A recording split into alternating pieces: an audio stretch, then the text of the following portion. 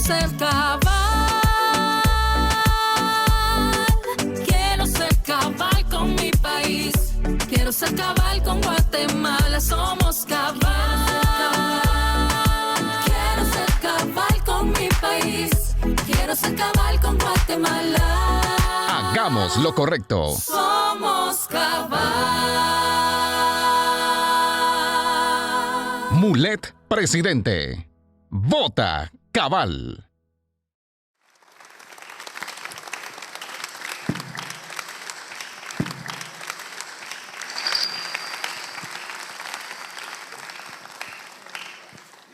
Buenas noches, Max, ¿cómo estás? Un verdadero gusto estar con ustedes y estar contigo en esta noche donde veo caras de guatemaltecos y de gente decente y gente cabal, por supuesto. Y de gente correcta. Por supuesto. Pues muchas gracias a todos ustedes por estar acá. Así como estamos con ustedes esta tarde en este bello teatro, estamos recorriendo el país y este tipo de encuentros lo hemos tenido en muchas comunidades, en muchos municipios, en muchos departamentos, tratando de estar en contacto con la gente. Porque Cabal es el partido de la gente y para la gente. Para eso fundamos Cabal. Y apreciamos mucho la presencia de ustedes esta noche y así como esta ocasión vamos a tener durante toda la campaña electoral este tipo de encuentros para realmente ver dónde apriete el zapato, cuáles son las aspiraciones de la gente, qué piensa la gente, a dónde quiere que llevemos a Guatemala y lo vamos a hacer todos juntos. Muchas gracias por estar acá.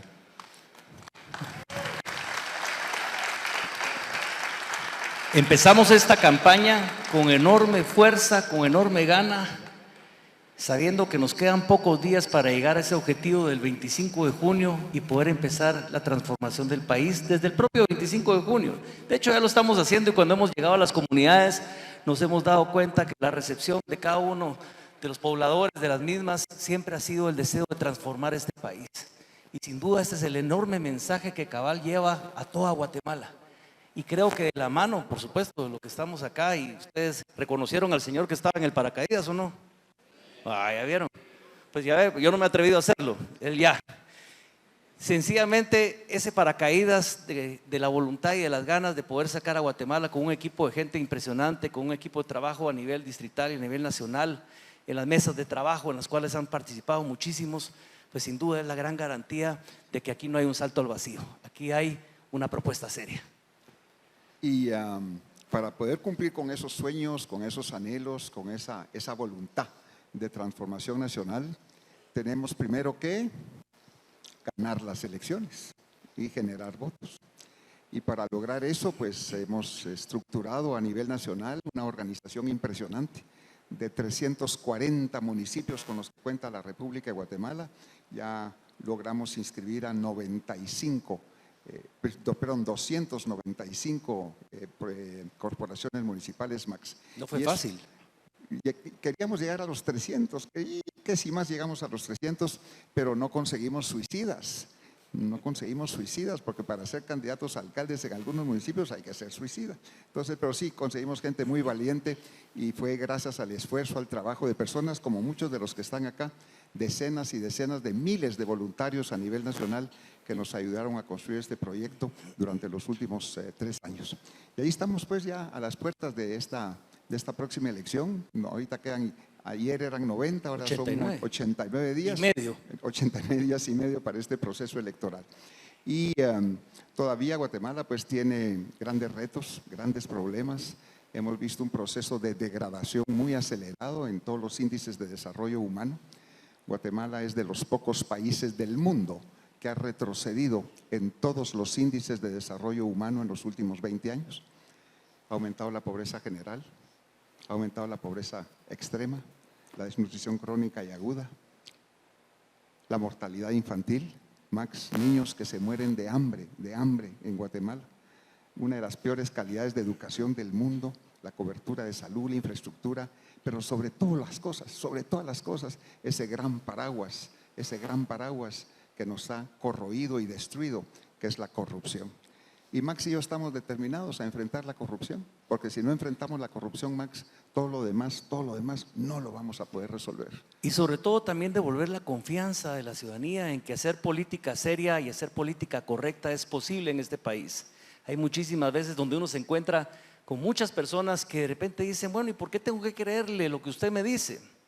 Y aquí hay un compromiso de vida de dos personas que no solo lo decimos, sino que también lo hemos tratado de demostrar a través de nuestros actos de vida a lo largo de nuestro servicio público, que sí es posible hacer las cosas bien y es posible dejar huella.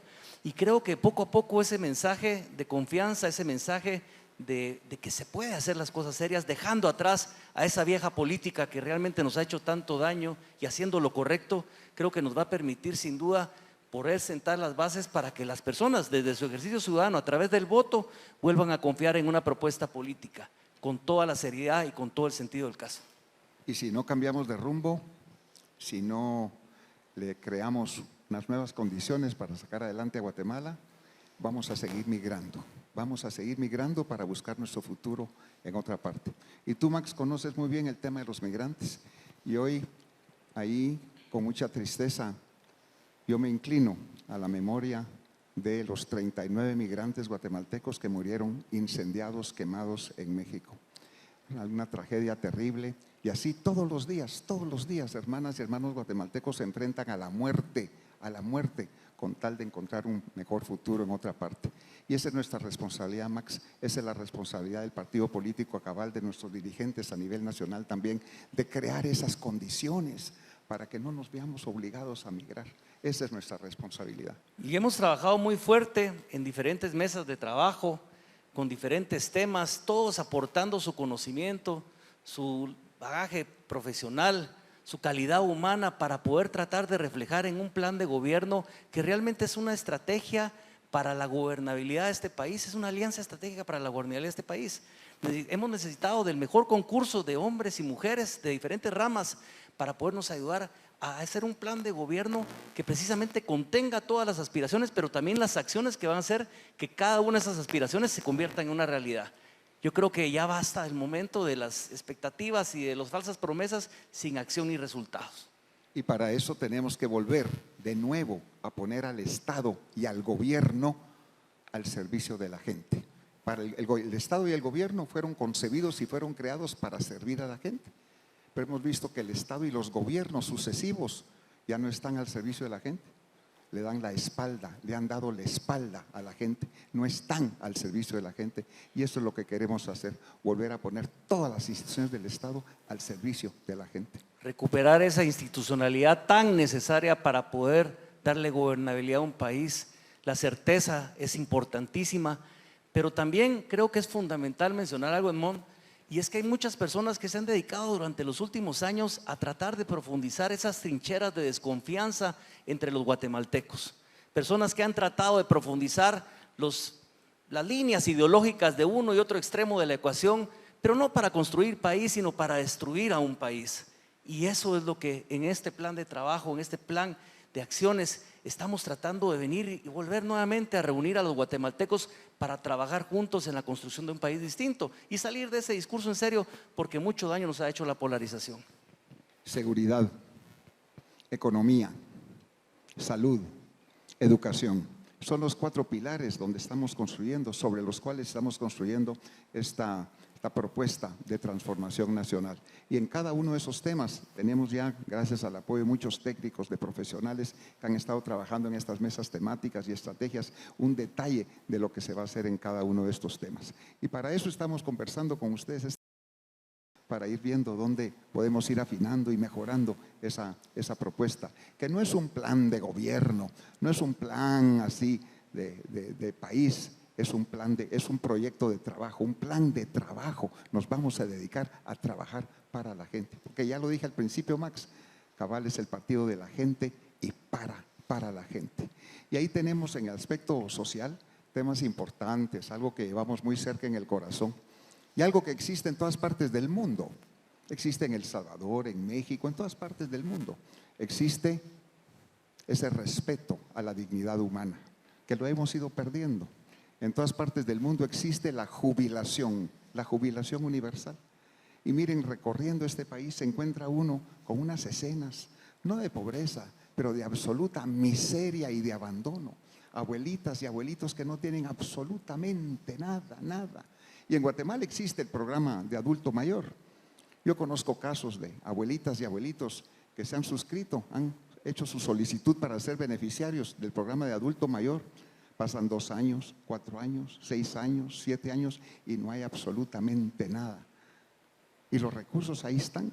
Pues ese es nuestro compromiso, lo llevamos muy cerca en el corazón. Vamos a crear la jubilación universal con recursos actuales. Ya hicimos todos los estudios actuariales, económicos, financieros, presupuestarios, sin aumentar un centavo de impuestos, sin requisitos, sin formularios, sin listas de espera, sin estudios socioeconómicos, de nada de eso. Solamente con su DPI, solo con su DPI, un abuelito y una abuelita van a ir a un cajero, van a ir al banco a fin de mes y cada uno de ellos va a recibir a partir de los 65 años de edad, van a recibir 500 quetzales al mes. Una pareja, Max, un abuelito y una abuelita van a recibir 1000 quetzales al mes. Y eso es una ayuda increíble, increíble para ellos, para sus familias. De eso se trata. Un poco de corazón, un poco de solidaridad, un poco de respeto a la dignidad de las personas, de nuestros padres, de nuestros abuelos que nos dieron la vida. Es lo menos que debemos hacer, Max. Yo pienso que lo que estamos haciendo con estas ideas y con otras tantas incluidas dentro de esta serie de acciones llamadas plan de gobierno, pero que es mucho más que eso, es regresar la humanización de la política en beneficio del ciudadano. Dejemos a un lado las cifras y los números en donde de repente se habla y se dice que los migrantes representan un número importantísimo de ingresos, de remesas para Guatemala y que sostienen la economía de este país. Pero dejamos a un lado la tragedia que representa ese número, olvidando las causas históricas que han generado y han provocado esa migración. Eso es devolverle la humanización, la humanidad al quehacer de la política. Esa política vacía, esa política que solo se sirve de los intereses y a rato de los negocios y que deja a un lado al ser humano. Hoy en día se recupera a través de propuestas como la jubilación universal, sin duda. Es parte de devolver esa dignidad también a las personas. Sin duda, las condiciones de este país de pobreza y pobreza extrema atacan a muchísimos sectores de esta población. Y esto es lo que tenemos que combatir y tenemos que poner todas nuestras capacidades y nuestro mejor esfuerzo para que empecemos a partir de esa confianza y de la evolución de esa dignidad en el tratamiento del Estado hacia los ciudadanos, las posibilidades de un nuevo comienzo, de hacer lo correcto. De hacer lo correcto. En la campaña pasada, en el 2019, yo no presenté candidatos al famoso Parlamento Centroamericano, Parlacén. Y en esta ocasión el Partido Cabal no presenta candidatos al Parlacén. La gran mayoría de guatemaltecos no sabe que Guatemala tiene 22 diputados en el Parlacén. 22. Y que cada uno de ellos gana en dólares el equivalente a 50,000 quetzales al mes y no hacen nada. Ganan 600,000 quetzales al año y no hacen nada. Y cuando examinamos la lista de quiénes han sido los diputados en el Parlacén durante los últimos 30 años, ¿quiénes han sido? ¿Quiénes han sido? Las novias, por no decir otra cosa, ¿no? Los papás, los hijos, los hermanos, las esposas de los diputados del Congreso. Y todos nosotros con nuestros impuestos subsidiando una partida de vagos que no hacen nada más. Pero también faltan la lista de los expresidentes y vicepresidentes que corren rapidito a medianoche para cubrirse la impunidad a través de un organismo internacional que no ha servido para nada. Un nido de inmunidad y de impunidad. Claro. Vamos a sacar a Guatemala del Parlacén. Ese es nuestro compromiso también. Pero mucha gente dice que no se puede. La mano peluda es cosa seria. La mano peluda dice que no se puede, que el tratado constitutivo no hay ningún artículo que estipule cómo un país se pueda retirar del Parlacén, que los tratados de Viena, no sé cuántos de tratados internacionales tampoco lo estipulan. Mentira, es falso. Bueno, si no se puede, pues entonces le vamos a preguntar a los ciudadanos, al pueblo guatemalteco, y que sea la decisión soberana del pueblo de Guatemala.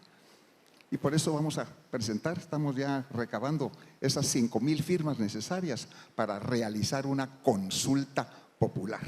La Constitución Política de la República establece que con 5,000 firmas se convoca a una asamblea a una consulta popular. Esa consulta popular tiene 4 elementos fundamentales. Primero, la decisión soberana del pueblo de Guatemala de retirar a nuestro país del Parlacén. Punto. Así se va a hacer. Y estoy seguro que el 93.9% de guatemaltecos van a estar de acuerdo. Solo los bandidos y los malandrines, que son la minoría, son los que nos van a decir que no, pues la gran mayoría va a estar de acuerdo con nosotros. Segundo punto muy importante, Max, de esa consulta popular, es la reducción de los diputados al Congreso de la República. Ya llevamos 160 diputados. Y conforme aumenta la población, aumenta la cantidad de diputados también. Entonces le tenemos que poner un tope a eso. Y todos los países del mundo han pasado esas regulaciones. Ya no más diputados, ya un tope máximo. En Estados Unidos, por ejemplo, en 1929, había en la población de Estados Unidos era de más o menos 111 millones de habitantes. Y tenían 435 congresistas federales. Y la población seguía subiendo y querían más congresistas y pasaron una enmienda constitucional y ahí pusieron un tope. El número máximo de congresistas en los Estados Unidos va a ser de 435 desde 1929. Y ahorita la población de Estados Unidos se ha multiplicado por más de 400 y pico millones de habitantes y el número de congresistas sigue siendo el mismo. Pues lo mismo vamos a hacer en Guatemala también, un tope ya. Guatemala no necesita más de 80 diputados, porque es 160 o 200 o 300 para dónde vamos, ya no más. A muchos no les va a gustar. A la minoría, a los bandidos, a la mano peluda, por supuesto. Por eso es que va a ser decisión del pueblo de Guatemala, una decisión soberana del pueblo de Guatemala. Y además, tercer elemento, esa consulta popular, ya no vamos a votar por listas.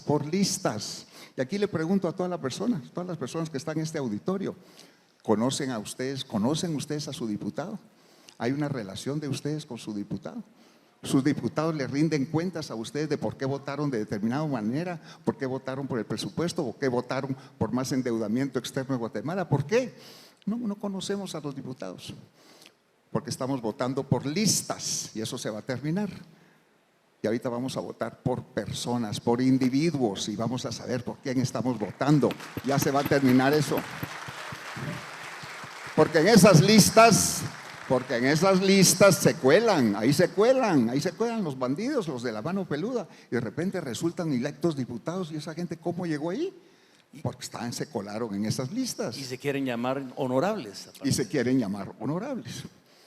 Y el 4 elemento, esa consulta popular, la gran mayoría de guatemaltecos tampoco lo sabe. ¿Saben ustedes cuánto se autorizó el propio Congreso, los propios diputados, para ellos mismos, de su propio presupuesto para este año 2023? ¿Cuánto se autorizó el Congreso para ellos mismos de su propio presupuesto? ¿Ustedes creen que fueron 50 millones de quetzales? Muy poco. Será. ¿Habrán sido 110 millones de quetzales? Yo creo que estás corto. ¿Todavía? Sí. Bueno, unos 380 millones de quetzales. Eso lo tengo aquí en la bolsa. Bueno, ya. Wow. No fueron 500, no fueron 800, no fueron 1,000 millones de quetzales. Los diputados, para su propio presupuesto este año, se autorizaron, están sentados. Y aquellos que están parados de ahí, siéntense. Se autorizaron 1,200 millones de quetzales. ¿Saben lo que son 1,200 millones de quetzales? No puede ser. Tenemos que ponerle un tope a eso, pues. Y esa consulta popular va a establecer que el presupuesto del Congreso de la República no será mayor que el 0.4%. Y es que hay que entender lo dramático de este número, pensando en que el organismo legislativo no es un organismo que ejecuta. Es prácticamente funcionamiento y algunas instituciones que dependen del mismo. Desen cuenta ustedes a dónde va ese dinero, para qué sirve, quién rinde cuentas, desde el Congreso quién rinde cuentas y quién aprueba el presupuesto del Congreso. Imagínense ustedes, es como amarrar a un perro con una cadena de salchichas, la misma historia. Eso es lo que tenemos que empezar a combatir. Y esto forma parte de nuestro proyecto, nuestra intención de la transformación del Estado. la transformación del Estado, la transformación económica y la transformación social. Y como dije al principio, poner de nuevo el Estado y el gobierno al servicio de la gente, ya no al servicio de ciertos grupos, de ciertas élites o de la vieja política que están ahí con el asadón en la mano, solamente sirviéndose a ellos mismos. Y que el ciudadano recupere el poder de su decisión a través de una consulta popular en donde decide que esos temas son importantes para él. Ya dejemos que sean otros los que decidan por nosotros los ciudadanos, por los que hacemos política. Exactamente. Es el momento del cambio, de la transformación. En la transformación económica también, ustedes saben que Guatemala es un país eminentemente agrícola. Sin embargo, Guatemala importa maíz, estamos importando frijol de Costa Rica. ¿Por qué? Porque no estamos apoyando al productor y al agricultor nacional. En todos los países del mundo lo primero que se hace es garantizar la seguridad alimentaria de la gente, excepto en Guatemala. Y aquí hay grupos y sectores que no les interesa que se apoye a la agricultura nacional. La mano peluda de los que importan esos granos y esas cosas nos las venden carísimos y no les interesa, no les conviene. Se hacen millonarios. Nacional. Se hacen millonarios. Se hacen multimillonarios, como el tema de las medicinas y con muchos otros aspectos, pues, de gente que está medrando de la vida y de la salud de los guatemaltecos. ¿Cuántos lugares no hemos estado donde nos dicen los pescadores que se les apoye con algún subsidio en épocas de veda? Que las personas siguen pidiendo ese fertilizante porque la época de la pandemia les dejó muchas secuelas muy fuertes a nivel de su producción, que los precios del mercado internacional han subido precisamente esos fertilizantes a causa de esta guerra entre Rusia y Ucrania. Muchas razones hay para que hoy en día los productores y pequeños productores estén buscando ese apoyo necesario para poder salir adelante. Y estamos hablando de que esa es la responsabilidad en esa importancia de entregar nuevamente el Estado en función del ciudadano. Y apoyar a los productores nacionales, porque eso ayuda también a bajar el costo de la canasta básica. Pero por supuesto hay una inflación importada, los combustibles, que esos precios son establecidos a nivel internacional. Entonces lo que vamos a establecer es lo que existe ya en varios países del mundo, es un fondo de compensación. Un fondo de compensación que entra a funcionar cuando los precios de los combustibles a nivel internacional suben demasiado. Y ahí va a estar ese fondo de compensación. Hay un margen entre que sube y baja que no pasa de un determinado momento, de una determinada cantidad, y ahí entra a funcionar eso para que el impacto en la economía familiar no sea tan grave en ese movimiento errático que tienen los precios de los combustibles a nivel internacional. Guatemala debe ser de los pocos países, bueno, me imagino hay más, en donde suben los precios en el mercado internacional y hay una justificación. ¿Vuelven a bajar los precios en el mercado internacional? ¿Cuándo creen ustedes que vuelvan a bajar los precios aquí? Jamás. Nunca.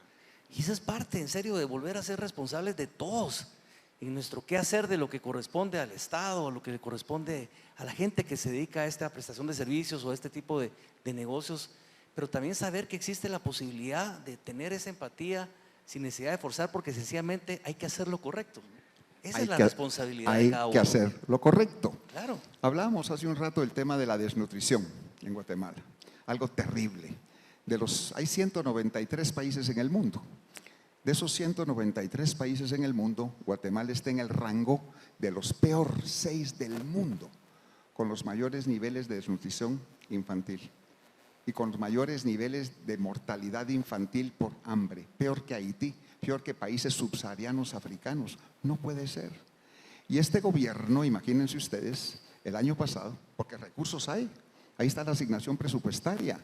El año pasado hicieron una transferencia y le quitaron al programa de alimentación infantil para combatir la desnutrición crónica y aguda, le quitaron 15 millones de quetzales. Primera transferencia. Otros 15 millones de quetzales, o segunda transferencia, y otros 15 millones, y otros 15 millones, y otros 15 millones, y otros 15 millones. Y al final del año habían transferido de ese programa de alimentación infantil un total de 85 millones de quetzales y lo trasladaron ¿para dónde? ¿No saben para dónde? Aquí cerca. Aquí cerca, aquí enfrente.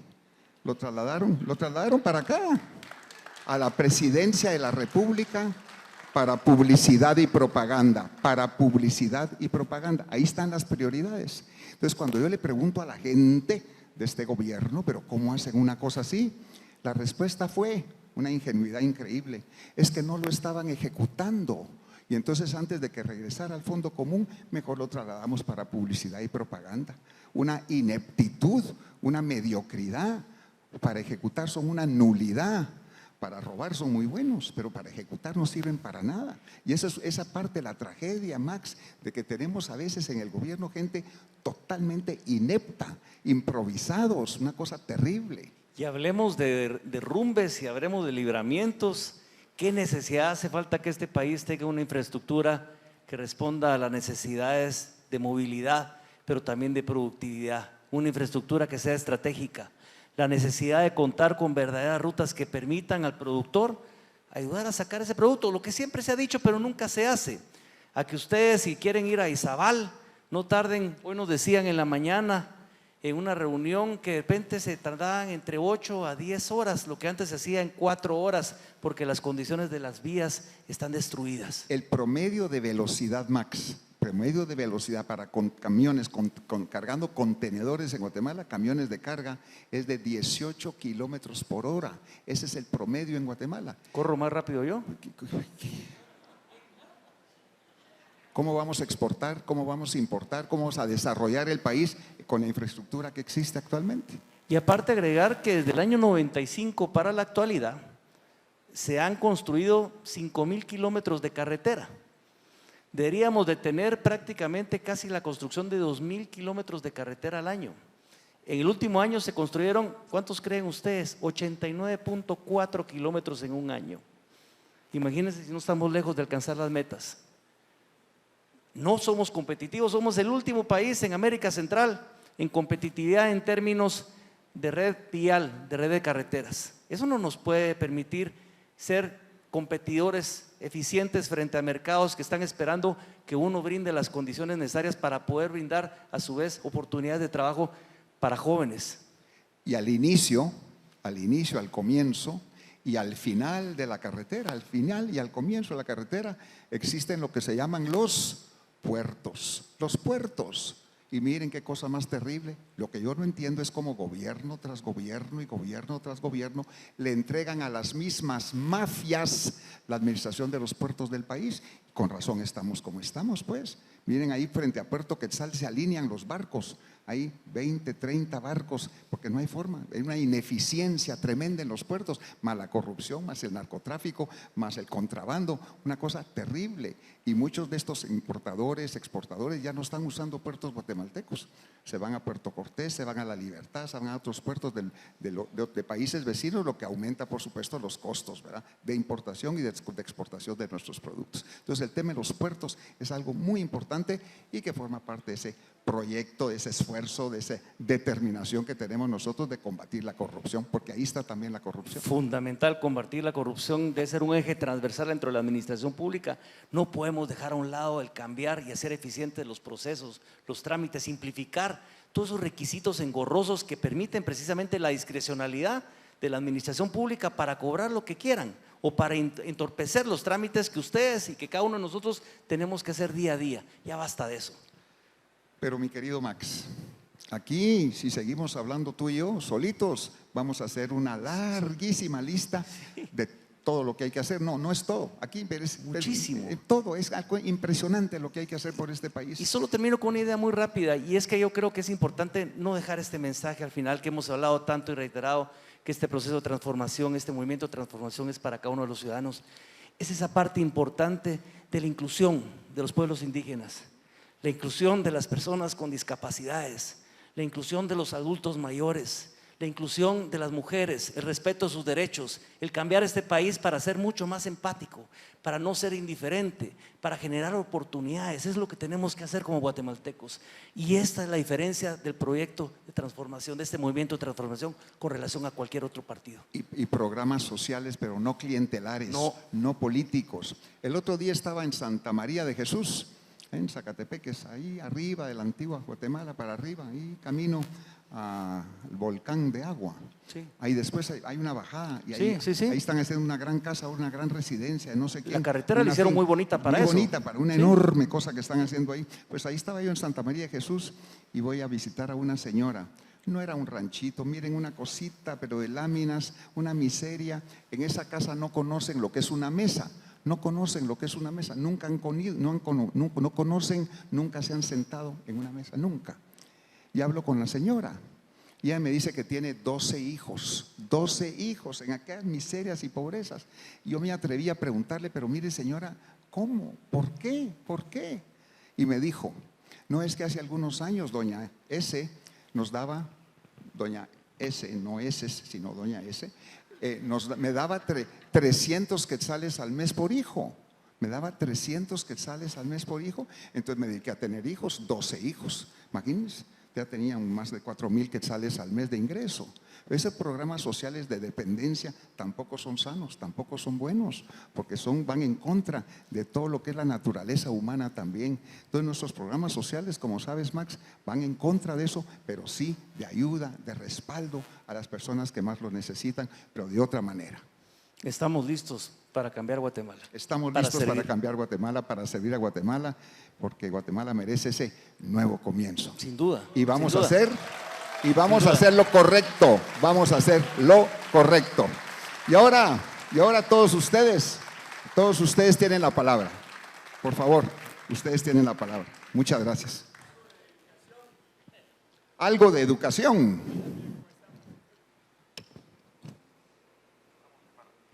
Solo déjenos un poquito a que nos pongamos ya más en ambiente con ustedes. Sin duda el tema de educación es fundamental. Doctor Mulet lo ha repetido siempre. ¿Qué es lo que vamos a hacer en esta administración, Edmond? Educación, educación y educación. Es fundamental. Sé que se ha trabajado fuerte en las mesas de educación para poder llevar una propuesta que precisamente retome los conceptos básicos y los correctos conceptos de lo que debe ser la educación en Guatemala. Pero también tenemos ideas innovadoras que vamos a aportar a las grandes capacidades que ya se han expresado. Guatemala es el país de todo el continente americano que menos invierte en educación. Escasamente 2.7% de nuestro Producto Interno Bruto, de nuestro PIB. Costa Rica casi 8%. Y ahí están las diferencias, pues.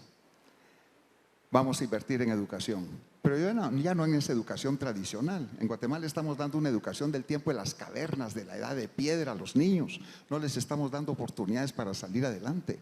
Vamos a invertir en educación, las nuevas tecnologías, el mundo digital, la interconectividad, las tablets y computadoras para que puedan salir adelante, porque ahí está el empleo, ahí está el trabajo, ahí está el futuro. El mundo está avanzando a una velocidad años luz para adelante, miren, una velocidad increíble, y nosotros ahí retrocediendo todavía con una educación tradicional. Entonces vamos a invertir en educación, pero en esa educación también. Señor candidato, doctor Mulet, la corrupción es lo peor que le puede pasar a un pueblo. Y de ella todos dicen lo mismo. Pero ¿qué va a hacer usted para que los guatemaltecos no se nos siga robando? A mí me preguntan muchas veces, bueno, qué bonito habla usted, ¿va? Que va a ir a combatir la corrupción. ¿Y cómo lo va a hacer si todo está corrupto?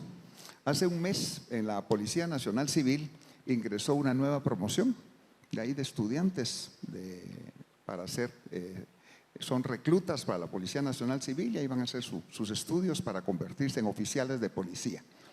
1,200 fueron admitidos hace un mes, una gran ceremonia y todo, y ahí estaban todos alineados.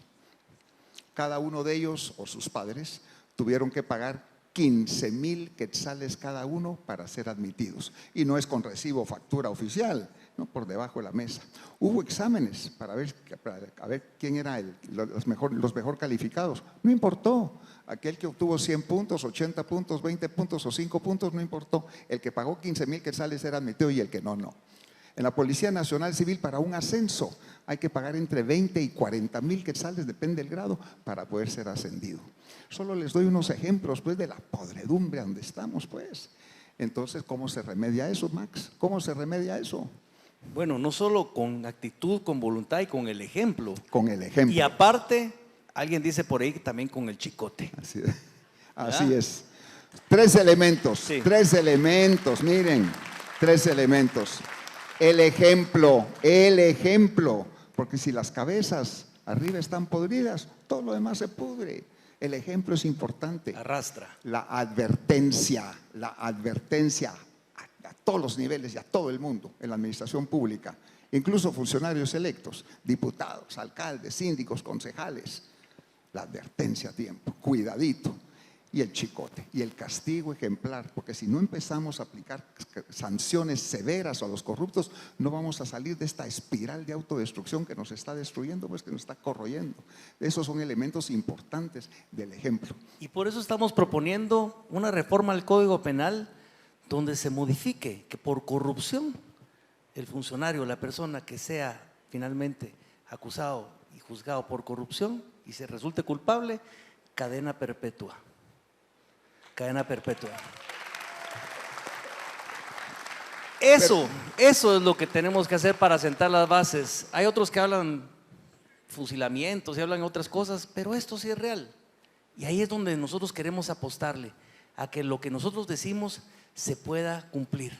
También está un elemento, parece ser que es muy humano, que dicen que en arca abierta hasta el santo peca. Entonces lo que vamos a hacer es realmente establecer el gobierno electrónico, que no haya intermediación de personas, que ya no haya necesidad de ir a una ventanilla, a hacer una solicitud. No, todo es gobierno electrónico, ya no hay necesidad de pasar ahí por la autorización, que por el sello, por el criterio de cualquier persona. El gobierno electrónico ayuda a combatir esos niveles de corrupción también. Evitar la discrecionalidad, para que no hayan primeros y segundos en la fila porque conozco a fulano, sutano o porque caí con el billete encima. Eso debe terminar si queremos avanzar, sin duda. Disculpe, una preguntita, doctor. ¿Usted estaría apoyando alguna ley que legalice el aborto? ¿Y cómo piensa apoyar a las comunidades indígenas? El tema del aborto. Bueno, Max y yo somos hombres de familia. Yo le llevo el doble, creo yo, de años de casado. Solo 20 añitos más. Yo llevo 43 años de casado, Max tiene 23. 23, o sea, yo le llevo 20 años de casado. Y casados con la misma, pues, o sea, porque muchos dicen, llevo tantos años de casado con varias, ¿no? O sumando todas. Sumando. Pero porque creemos en la familia, creemos en la vida. Y no hay nadie que tenga el derecho a quitarle la vida a nadie. Y nosotros creemos en la vida desde su concepción hasta la muerte natural de las personas. Que no intervenga nadie. Ese es el respeto a la dignidad humana. No al aborto. Estamos ahí para apoyar a la gente. La vida es lo más preciado, lo más fantástico que nos ha dado Dios y tenemos que respetar esa vida. Ese es nuestro compromiso también. El respeto a la dignidad humana. Y como decíamos anteriormente, nos hemos ido degradando en eso. Ya no respetamos la vida de ninguna. Y mucha gente habla de muerte, y la muerte llama a la muerte. Nosotros llamamos a la vida porque la vida da la vida. La vida se multiplica en más vida, en alegría. Eso. No estamos con la muerte, estamos con la vida. Y contestar también en relación a los pueblos indígenas.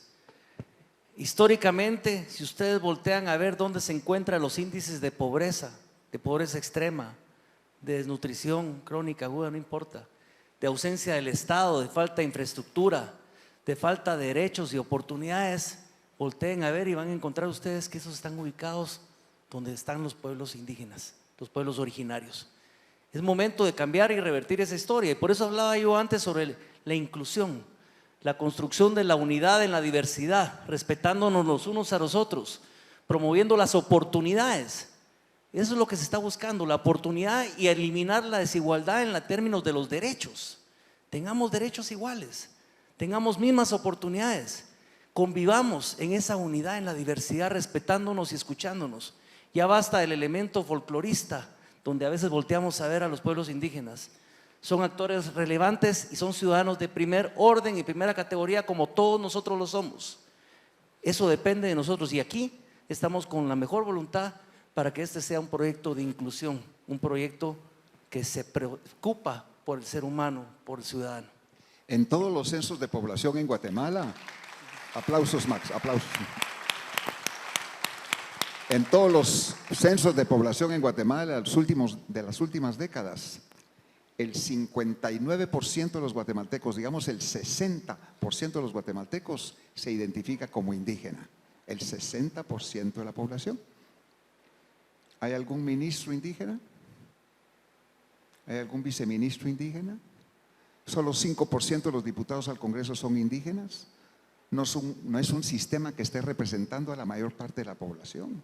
Entonces tenemos que hacer esfuerzos ahí de inclusión, de reconocimiento, realmente de facilitar esa participación también de la mayoría de la población en las diversas instancias administrativas, políticas y sociales del país también. Ese es un esfuerzo y un compromiso que tenemos con Max también. Sin duda. Buenas noches, doctor. A mí me gustaría saber cuáles son los sueños que usted tiene para Guatemala y qué lo hace a usted diferente de los demás. Los ejes para el país, pues hablamos hace un momentito de esas prioridades en cuanto a seguridad, en cuanto al desarrollo económico, la salud, la educación.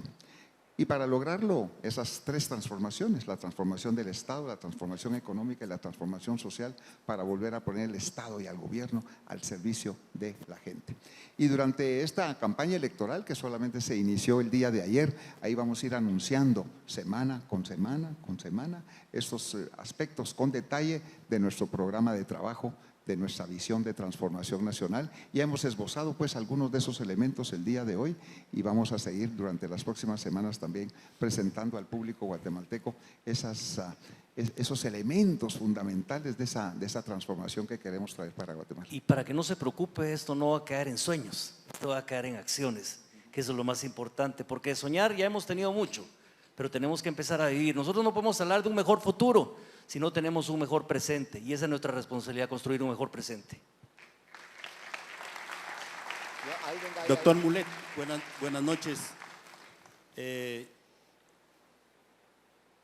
En Guatemala existe un flagelo que está minando el desarrollo, que está impidiendo el desarrollo, y es la inseguridad, la delincuencia. Es lamentable que hasta tenga que cerrarse los mercados por las extorsiones de esas mafias de delincuentes que existen. La pregunta, doctor, ¿hasta cuándo Guatemala va a hacer algo y qué va a hacer su gobierno para parar toda esta situación del crimen organizado, las maras y la situación de inseguridad que frena el desarrollo para Guatemala? Muchas gracias. Sí, muchas gracias. Hace 30 años las extorsiones no existían en Guatemala, no existían. Y ahí se fueron desarrollando en algunos barrios, en algunas zonas, en áreas urbanas. Y ahora la extorsión es un fenómeno a nivel nacional, en todas partes, incluso en comunidades rurales.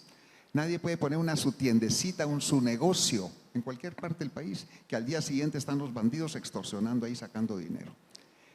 Yo ya lo hice, cuando a mí el Consejo de Seguridad de las Naciones Unidas me pide que vaya a pacificar y estabilizar Haití. Haití estaba en manos de las pandillas, de los grupos armados, de los mareros, de los delincuentes, extorsionadores, asaltantes, violadores. El día que yo llegué a Haití, habían más o menos 450 secuestros al mes. 15 meses después, había 1 o 2 secuestros al mes, 1 o 2 secuestros al mes. Y todos los extorsionadores y todos los ladrones, pues tuvimos que lidiar con ellos, y ya sé cómo hacerlo. La mitad, muchos de ellos los tuvimos que poner en la penitenciaría y otros pues tuvieron que sufrir las consecuencias de su mal comportamiento. Hay formas de hacerlo. Cada país, por supuesto, tiene sus características y la forma de poderlo resolver. Alguien me dice, ¿por qué no hace en Guatemala lo que se hizo en Haití? ¿O por qué no se hace en Guatemala lo que se está haciendo en El Salvador? ¿O por qué no se hace en Guatemala lo que hice en muchos otros países de África, por ejemplo? Cada país tiene sus circunstancias, tiene sus características y tenemos que adaptar esos sistemas de seguridad. Nosotros ya tenemos todo elaborado. No puedo decir muchas veces muy públicamente lo que pensamos hacer con detalle, porque los mareros y los bandidos van a saber por dónde los vamos a ir a atacar, pues. Pero algo muy importante es los niveles de inteligencia, no la inteligencia aquí, sino los servicios de inteligencia, de conocimiento, de saber quiénes son, dónde operan, cuáles son sus estructuras, dónde duermen, las redes financieras del dinero que están manejando también, para irlos a golpear ahí también. Además, sabemos que en Guatemala la mayor parte de las extorsiones y el funcionamiento pues, de los mareros vienen de los centros penitenciarios. Los centros penitenciarios no los administra el Estado ni el gobierno, los administran los bandidos y los mareros.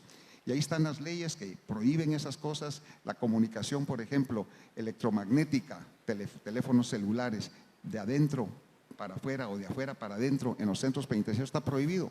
Y ahí se han creado esos mecanismos para bloquear esas llamadas y no lo hacen, porque los bandidos y los mareros son cómplices, son socios de los administradores de los centros penitenciarios. Todo eso tiene que ver con la corrupción también. Entonces ya tenemos ideado pues todo ese programa para ir a combatir allá, adentro, en los centros penitenciarios, además de la construcción de centros penitenciarios adecuados, porque ahorita tenemos una sobrepoblación de más del 400% de delincuentes que están ahí hacinados en los centros penitenciarios. No hay una separación tampoco de delitos.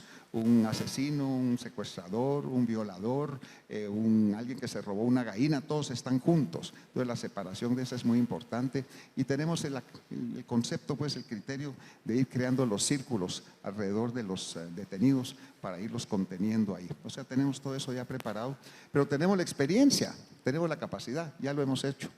Y aparte de esto, hay que aplicar realmente esta política de prevención del delito. Tenemos que recuperar que los municipios sean espacios seguros en una alianza con el territorio.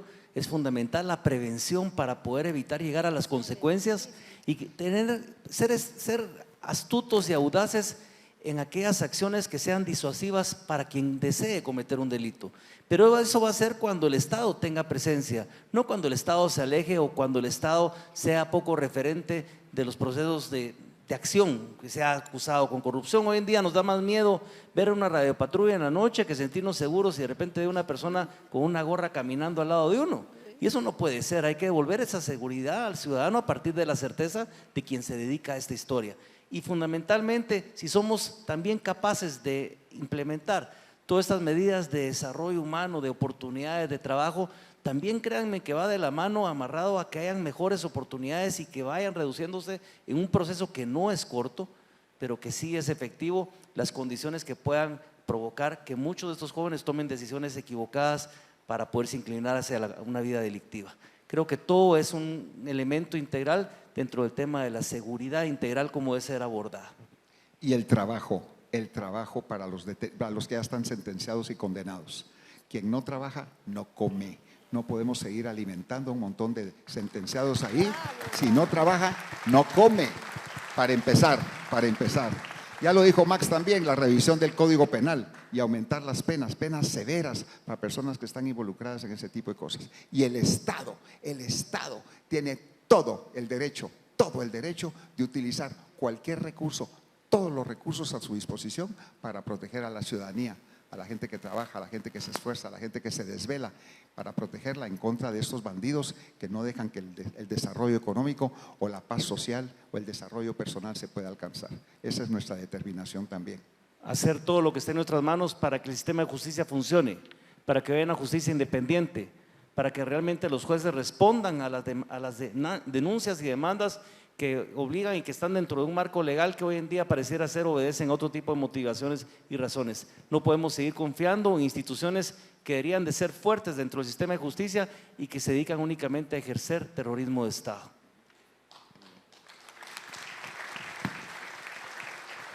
Dos preguntas más me dicen, 2 preguntas más.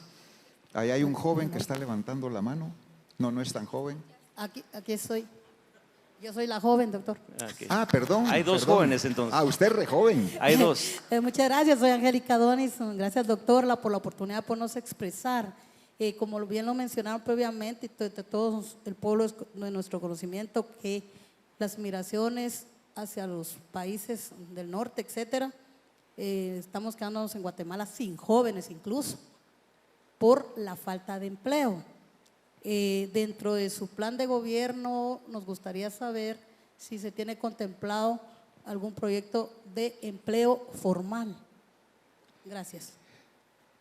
Cualquiera que diga que va a venir a crear empleos, miles de empleos, está mintiendo. Tenemos que crear las condiciones también, porque el empleo y el trabajo se va a generar cuando hay inversión nacional e inversión internacional. Entonces tenemos que crear las condiciones para que haya esa inversión. Pero ¿quién con 2 dedos de frente va a venir a invertir en un país donde hay corrupción, impera la impunidad, donde no hay carreteras, donde no hay mano de obra calificada? pero hay programas que se pueden ir implementando. Por ejemplo, vamos a desarrollar un programa de becas que no son para los estudiantes, sino para los empresarios que los contraten. O sea, una empresa, un primer empleo. Yo me acabo de graduar de educación media, estoy buscando un empleo, una empresa me contrata a mí a trabajar, nosotros vamos a apoyar a esa empresa porque está contratando a jóvenes. Ese es el apoyo al primer empleo, que eso es muy importante. Y hay muchos otros programas así de apoyo para generación urgente de empleo, de oportunidades. Pero eso está vinculado al tema de la educación que hablábamos, la inversión en educación. Porque ¿quién va a venir a invertir en un país donde no encuentra mano de obra calificada? Entonces, muchachos, jóvenes, niñas que se eduquen en temas digitales, las nuevas tecnologías, van a tener mayores oportunidades. Y programas de apoyo pagado a los estudiantes para que aprendan inglés, porque sin idiomas no vamos a salir adelante, hay que aprender inglés, que ahí está el mundo también. Entonces tenemos varios programas de esa naturaleza que van a la base de las necesidades económicas del país y de las aspiraciones de los jóvenes. Y hemos hablado también porque muchas de estas migraciones se dan precisamente por la falta de oportunidades, entre otras cosas. Es importante que desde la responsabilidad y no desde la pasividad o decoración que ha sido la vicepresidencia de la República últimamente, la vicepresidencia asuma su rol importante de coordinación de gabinetes entre los que pensamos que generara un gabinete de atención del migrante. ¿Por qué? Como una coordinación interinstitucional para poder llegar a atender de manera eficiente las causas estructurales de la migración en Guatemala, en esas comunidades expulsoras donde la gente se va porque, como bien lo ha dicho el doctor Mulet, no hay nada.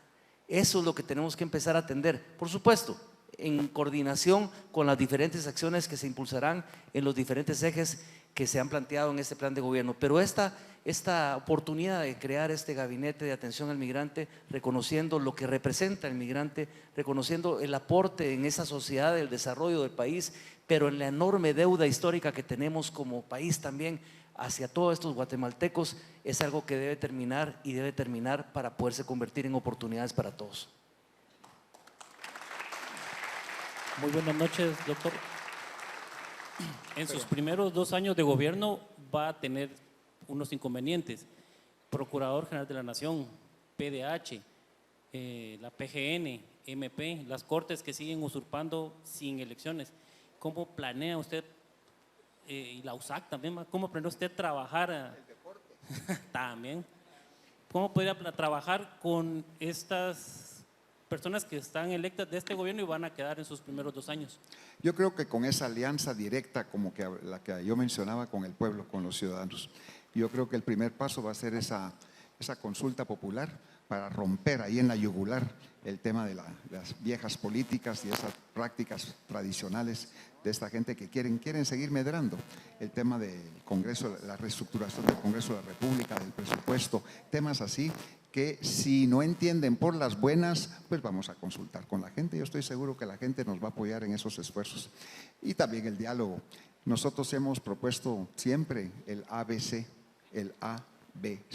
un acuerdo básico de consenso para sacar adelante al país. Pero miren, la administración pública hay gente correcta, hay gente decente, hay gente con sentido realmente de responsabilidad, que no están de acuerdo con esa ultraminoría que están llevando a Guatemala pues al barranco. Entonces, en la administración pública hay gente realmente con la cual se puede trabajar, con la cual se puede conversar, con la cual podemos avanzar en la transformación del Estado. Estoy seguro que en la administración de justicia, en el propio Ministerio Público, en todas partes vamos a encontrar gente consciente que comparte con nosotros ese anhelo de transformación nacional. No todo está perdido, no todo está perdido. La gran mayoría de guatemaltecos quiere algo mejor para ellos, para sus hijos, para sus descendientes y para todo el país. Yo confío mucho en los guatemaltecos. Y hay algo también para agregar. No es casualidad que se haya presentado recursos en donde hoy se dirimen polémicas sobre acciones en cumplimiento de la defensa de un derecho y un principio constitucional. Estamos acá para defender la Constitución de la República, los principios de todos los ciudadanos, cueste lo que cueste. Y si nosotros logramos como autoridad de gobierno, pero también ustedes como ciudadanos, empoderarse de que tenemos que defender juntos los derechos frente a los que no quieren que esto suceda, las cosas en este país van a cambiar. No hay binomio presidencial que pueda salir solo sin el apoyo y el acompañamiento de los ciudadanos para hacer que estos cambios en este país sucedan. Es aquí donde hay que empoderar al ciudadano para que sean parte de los cambios de este país. Y la invitación está allá para que ustedes se sumen a este proyecto de transformación. Una más, una más. Ah, hay alguien aquí finalmente, Buenas noches. de este lado. Es un honor compartir con ustedes. Y soy educadora, sueño con la educación, espero a todos los guatemaltecos con la oportunidad. Pero hay otro tema que me preocupa y que también es importante para el desarrollo, la cultura, el tema del desarrollo cultural. En todo el país hay muchas casas de la cultura que están trabajando solos, no tienen apoyo de nadie. No es posible que los artistas de Guatemala tengan que salir del país para encontrar apoyo en otros lados. ¿Cómo usted piensa apoyar este sector que es tan importante, doctor? La cultura, no es solamente la educación, sino la cultura. Y si algún país del mundo tiene esa diversidad cultural extraordinaria, una riqueza fantástica, es Guatemala. Y la estamos perdiendo, se está ahí se está desmayando el tema cultural en Guatemala. Ya no se dan clases de música en las escuelas, en los institutos, ya no hay profesores de música, ya no hay profesores de artes tampoco. Entonces, ya no hay. Entonces tenemos que recuperar esos aspectos culturales. Tenemos un enorme, bellísimo Teatro Nacional y tenemos esas casas de cultura también totalmente abandonadas. Son esfuerzos que hacen a veces las comunidades ellas mismas para alquilar un localito. Hemos estado, digamos, allá en San Juan Comalapa, ¿verdad? Que San Juan Comalapa, que es la Florencia de América, el arte y todo. Y yo he conocido artistas ahí, pero de primerísimo nivel, y no solamente arte naif tradicional, sino gente realmente ultramodernistas y realmente muy avanzados en temas de arte pictórico. Y no hay reconocimiento, el Estado no promueve, no hay exposiciones, no hay realmente una visibilidad, que el Estado no le está dando esa oportunidad a muchos artistas. Y está el tema musical también, las artes escénicas, muchos otros aspectos. Y eso tiene que ver también con la arquitectura.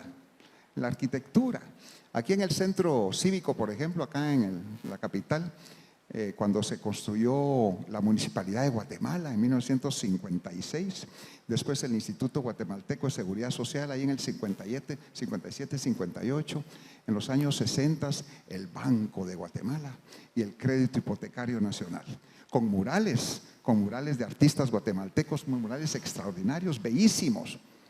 Y a partir de ahí, después cuando ya construyeron el edificio del Ministerio de Finanzas, un adefesio espantoso, sin ninguna participación cultural ni artística. Y después hicieron ese Palacio de Justicia, la torre de tribunales y el Palacio de Justicia. Ahí no hay un mural, no hay una pintura, no hay absolutamente nada. Y así hemos ido perdiendo desde esa época ese reconocimiento al artista nacional. Y eso lo tenemos que recuperar y darle esa oportunidad. Dale una pared, pinte ahí está el mural, pues, ahí está el cemento, ahí haga lo que tenga que hacer. O sea, esos espacios son importantes y lo tenemos, eso lo llevo yo muy cerca en el corazón, y lo tenemos que hacer a nivel nacional. No hemos dado esas oportunidades, y ahí tenemos ese Ministerio de Cultura y Deportes. ¿Para qué sirve? El año pasado ahí descubrieron que habían 3,000 plazas fantasmas en el Ministerio de Cultura y Deportes. Para eso sirve. Pues vamos a cambiar. Y eso tiene que ver también con la lucha contra la corrupción y poner realmente la cultura en un nivel, en un pedestal como se merece en nuestro país. Y tenemos algo que es invaluable, y es las culturas vivas de los pueblos originarios. El respeto para los pueblos originarios y sus expresiones culturales es fundamental para construir un país en esa unidad para la diversidad a la cual menciono. Los pueblos mayas, los pueblos xincas, garífunas tienen expresiones culturales que nos aportan y que enriquecen a este enorme país. Y tenemos que respetarlos y tenemos que entender cuáles son esas expresiones para poder construir una Guatemala, una nación. No podemos seguir divididos en este país. Tenemos que unirnos para poder construir una Guatemala que tenga esa transformación deseada, y para eso es que estamos haciendo lo correcto en este nuevo comienzo. Yo me despido de ustedes y espero verlos muy pronto también. Un gran abrazo. Gracias a todos, muy amables. Gracias, muchas gracias por haber venido, por estar acá, por honrarnos con su presencia. Este es un espacio que se va a seguir haciendo. Con Mulet, estamos cabal con Mulet, estamos cabal con Mulet, somos más y más y mi guate es cabal. Mulet, presidente. Vota cabal.